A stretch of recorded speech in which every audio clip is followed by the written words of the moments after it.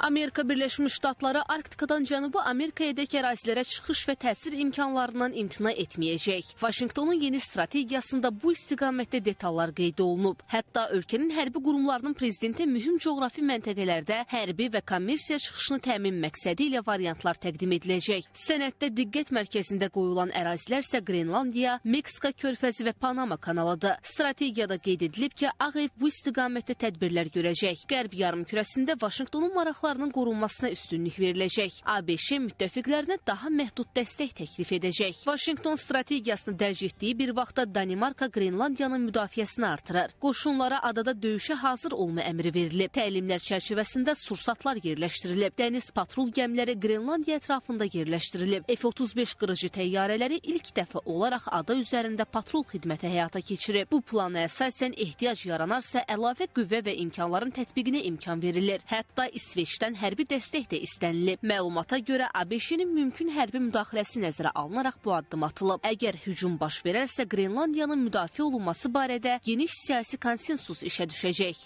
Belə bir vaxtda Danimarkanın baş naziri Mette Frederiksen'in adaya səfəri də təəccüb doğurub. O, Qrenlandiyanın baş naziri Jens Frederik Nielsen'lə görüşüb. Danimarka Qrenlandiya xalqına məxsusdur. Biz heç bir hissənin suverenliyindən imtina etməyəcəyik. NATO-nun adadan torpaq vermək üçün heç bir mandatı yoxdur. Vəziyyət biraz sakitləşib. Artıq hərbi müdaxilədən söz açılmır. Tariflər masadan kənardadır. Bu isə ABŞ-nin yenidən Monroe doktrinasına qayıtması ehtimalını qabardır. 1823-cü ildə sabiq prezident James Monroe bu sənədi imzalayıb. Monroe doktrinası Cənubi Amerikada müstəmləkələri olan İspaniyanı nəzərdə tuturdu. Sözü gedən doktrina Avropa müstəmləkəçiliyinin Şimali və Cənubi Amerika qitələrindən uzaqlaşdırılması mahiyyətini daşıyır. ABŞ-nin Avropanın daxili işlərinə qarışmayacağına təminat verilir və Avropadan da Amerika qitəsi dövlətlərinin daxili işlərinə qarışmamaq tələb olunub. Sözü gedən sənəd vasitəsilə Vaşinqton Qərb yarımkürəsində ölkənin nüfuz dairəsini genişləndirib. Bəzi administrasiyalar Latın Amerikasına müdaxilə üçün bu doktrinadan yararlanıb. Lakin Birinci Dünya müharibəsi illərində Ağ Ev bu sənəddən imtina edərək Avropada tüğyan edən savaşa qoşulub. Yaponiyanın ABŞ-nin hərbi bazasına hücumu onu İkinci Dünya müharibəsinə də qoşulmağa sövq edib.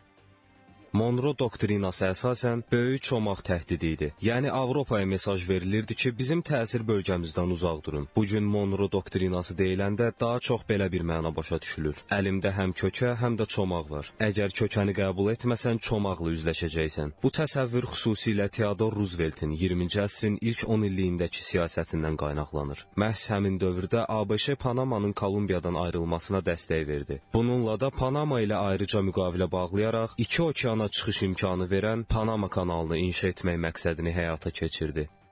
ABŞ prezidenti Donald Trump'ın siyasi xəttindən onun Monroe doktrinasını dəstəklədiyi sezilir. Vaşinqtonun Venezueladakı əməliyyatları, Kuba və Meksikaya təhdidləri buna işarədir. İlk prezidentliyi dövründə də Meksika ilə sərhəddə divar inşa etmək məsələsi diqqət yetirilən mövzu idi. 2025-ci ilin dekabrın 2-sində Ağ Evin rəsmi saytında doktrinanın il dönümü ilə bağlı Trump'ın mesajı dərc edilib. O sənədi Trump'ın nəticəsi deyərək eyni strategiyanı davam etdirəcəyini vurğulayıb. Mesajda yazılıb ki, Amerika xalqı öz taleyini nəzarət edəcək. Donald Trump müsahibələrinin birində bu doktrinanın çox dəyişdirildiyini deyib. Onun sözlərinə görə sənədin adı artıq Danroe'dur. Trump bunu öz adına uyğunlaşdırıb.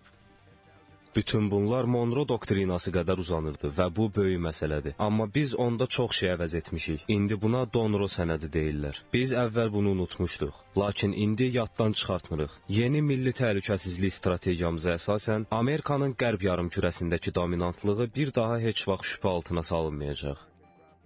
ABŞ-nin milli müdafiə strategiyasında yer alan digər ərazilər Meksika körfəzi və Panama kanalıdır. Bu körfəz Vaşinqtonun 3 əsas logistik marşrutlarından biridir. ABŞ neftinin təxminən 15-20% buradan çıxarılır. Həmçinin bu su hövzəsi vasitəsilə qanunsuz miqrasiya, qaçaqmalçılıq və narkotacirlərlə mübarizə aparmaq mümkündür. Donald Trump'ın bölgə ilə bağlı çıxarışlarından sonra Google Maps ABŞ istifadəçiləri üçün körfəzin adını Amerika körfəzi olaraq dəyişdirib. Panama kanalı da Trump'ın diqqət bölgələrindəndir. O, bu kanalın ABŞ-nin pullu və işçi qüvvəsi hesabına tikildiyini bildirib. Eyni zamanda Çinin bu su yolundan faydası da Vaşinqtonun diqqətindədir. Pekinə məxsus şirkətlər limanlarda aktivdir. Ağ Ev isə bunu milli təhlükəsizlik üçün qırmızı xətt hesab edir.